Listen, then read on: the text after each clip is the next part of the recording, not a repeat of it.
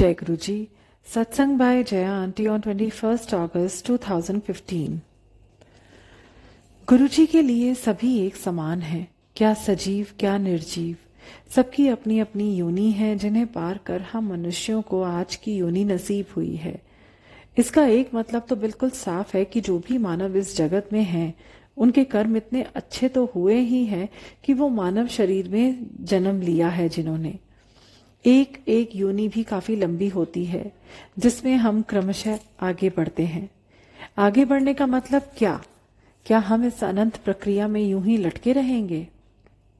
इन्हीं सवालों का जवाब हमें इस बार खुद से मिल पा रहा है जब से गुरुजी की संगत बने हैं हम। ये चमत्कारिक घटनाओं का सिलसिला चलता ही रहा है। आखिर क्या दिखाना या समझाना चाहती है ये प्रकृति?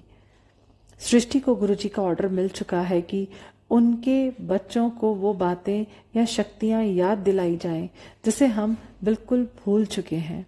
हमारे ग्रंथों में हर उस शक्ति का ब्यौरा है जिसे आज हम चमत्कार समझ असमंजस में पड़ जाते हैं।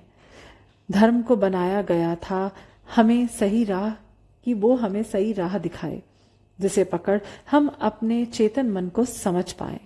पर कालांतर धर्म सिर्फ मूर्ति पूजा और कर्म कांड तक ही सीमित होकर रह गया।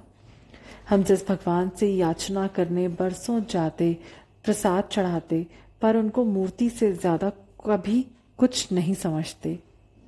ईश्वर दयालु हैं। हमारी नासमझी पर उनको तरस तो आता ही था, पर सृष्टि चलाने के लिए उन्होंने इसे भी स्वीकार कर लिया और हम ब्लेस्ड होते रहे।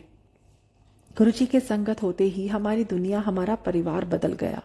अब हम अकेले नहीं रहे। साधु संत जिन्हें हम देख नहीं पा रहे हैं, हर वक्त हमें आगे की ओर अग्रसर कर रहे हैं। ये उनकी सेवा है हमारे गुरुजी के चरणों में। जिस तरह हम इस धरती के बाशिंदों को अपनी सेवा देकर भगवान के और करीब हो जाते हैं, उसी तरह इन महान आत्माओं ने, जिन्होंने अब मोक्ष प्राप्त कर लिया है, फिर भी आज भी ब्रह्मांड को अपनी सेवा देने को रह गए हैं।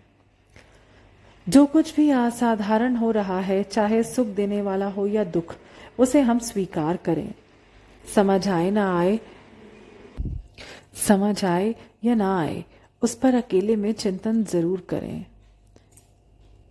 सृष्टि कोई राज छुपाकर नहीं रखती, बस सही समय का इंतजार करती है। वो सही समय तब आता है जब हमारी मनोस्थिति उसे स्वीकार करने योग्य हो जाती है। इसलिए हम संगत मानकर चलें कि हर सवाल का जवाब मिलेगा, और जो भी परिस्थितियां आज हमारे सामने हैं, वो सृष्टि ने हमारे उत्थान के लिए ही पैदा की हैं। जैसे दूध को मथ कर ही मक्खन प्राप्त किया जा सकता है, वैसे ही हम जब तक नहीं मथे जाएंगे, हमारे अंदर वो शक्ति नहीं आ पाएगी जो गुरुजी हमें देना चाह रहे हैं। कुछ साल पहले झांसी की घटना है। बाजार से एक हरे रंग की गणेश प्रतिमा मैंने ऐसे ही सोचकर खरीद ली, क्योंकि वो बहुत ही आकर्षित कर रही थी। घर में उसे रखने का कोई इरादा नहीं था। सोचा था गिफ्ट के रूप में किसी को दे दूंगी।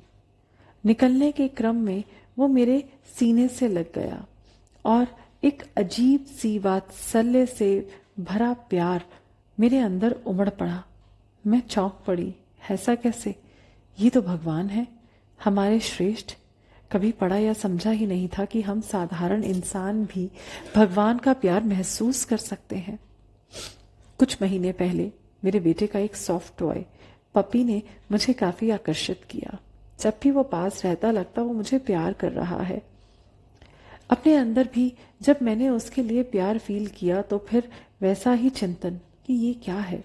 या तो मुझे गुरुजी ने इतना निर्मल कर दिया कि मैं बच्ची बन गई हूँ जिन्हें खिलौना या सजीव में कोई फर्क नहीं पता चलता। पागलपन तो इस कारण नहीं कह सकते, क्योंकि इस घटना पर चिंतन करने में सक्षम थी, पर सवाल अपनी जगह पर ही थे। अभी कुछ दिनों पहले जब गुरुजी ने मुझे पहली बार सपने में गले लगाया, और जो प्यार मैंने वहां महसूस किया, वो वात्सल्य नहीं था। गुरुजी क्या समझाना चाहते हैं, इस पर काफी सवाल था। कई संगत को मैं सुन चुकी हूँ कि वो गुरुजी को प्रेमी रूप में ही मानते हैं, क्या नारी क्या पुरुष, पर मैंने तो गुरुजी को उस रूप में कभी देखा ही नहीं। फिर क्या मैसेज है ये? ये है हमारे सोचने के दायरे को नया आयाम देना। हमारे समाज ने जो नियम बना रखे हैं स्त्री पुरुष के संबंध को लेकर, हम उसे ही अंतिम सच मानकर बैठे हैं। हमें लगता है कि हम यदि इस नियम की अवहेलना करेंगे तो गुरुजी नाराज हो जाएंगे। परमात्मा तब खुश होता है जब हम खुश होते हैं।